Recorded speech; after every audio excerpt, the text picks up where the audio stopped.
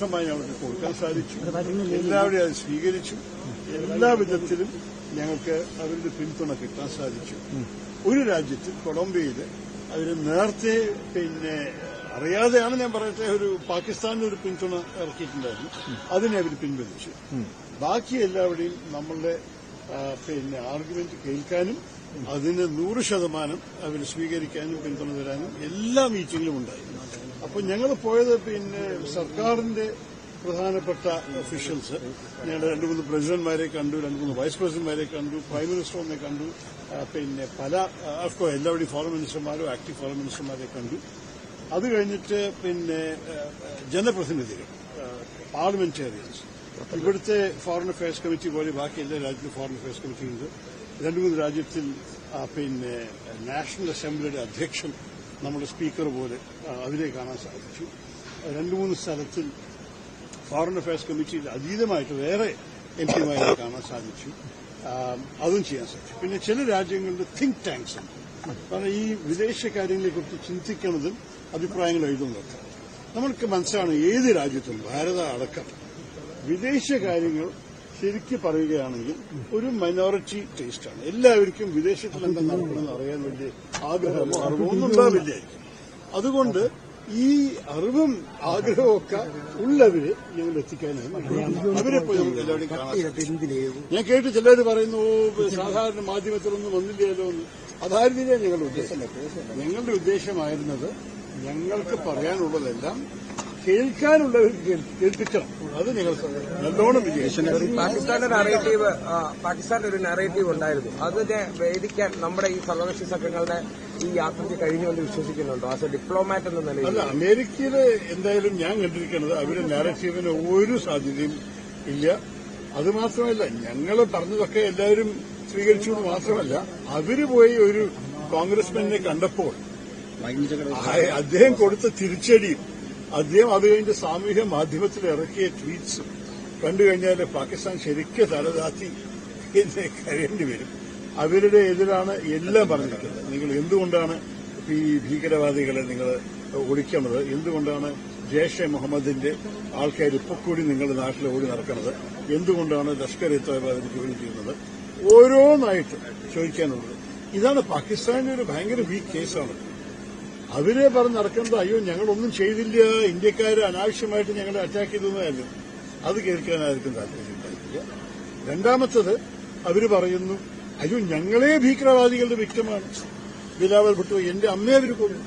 പക്ഷേ നമ്മുടെ സ്വന്തം വീട്ടിൽ നമ്മൾ പാമ്പ് വളർത്തിയാല് നമ്മുടെ അയൽവാസികളെ മാത്രമേ കടിക്കുള്ളൂ എന്ന് വിചാരിക്കേണ്ടെന്ന് ഒരു ചൊല്ലുണ്ട്. അതിന് ഞാൻ എല്ലാവരുടെയും അടിച്ചു വെച്ചു. സർവകക്ഷി സംഘവുമായിട്ടുള്ള കൂടിക്കാഴ്ചയ്ക്ക് ശേഷം അമേരിക്കയിൽ മധ്യസ്ഥത അവകാശവാദം ഉന്നയിക്കുന്നത്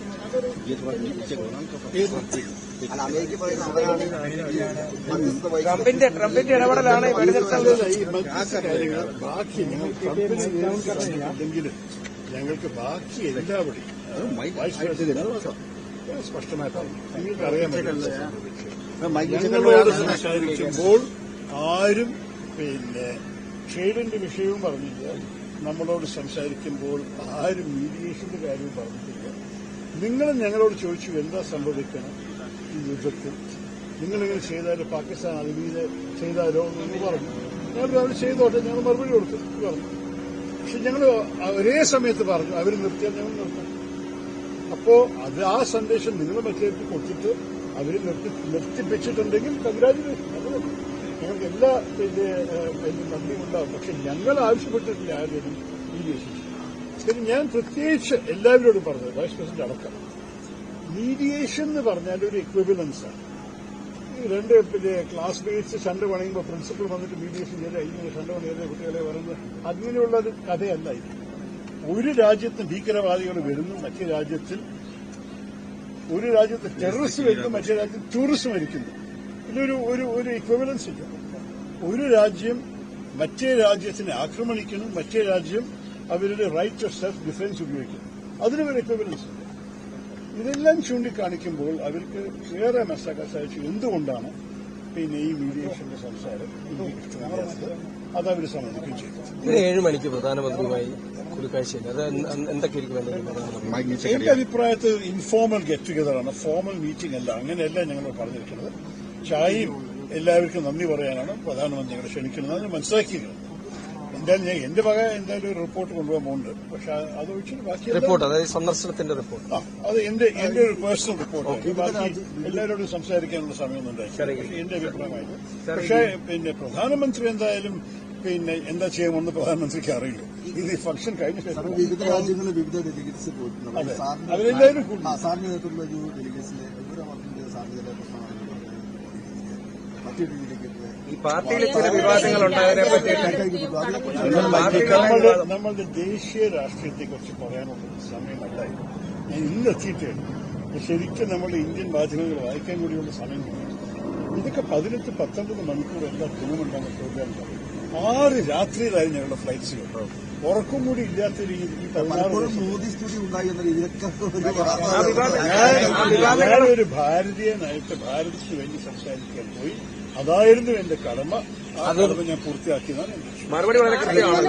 മറുപടി വളരെ ബാക്കിയെല്ലാം നമ്മൾ പ്രദേശത്ത് okay. I really have to do that.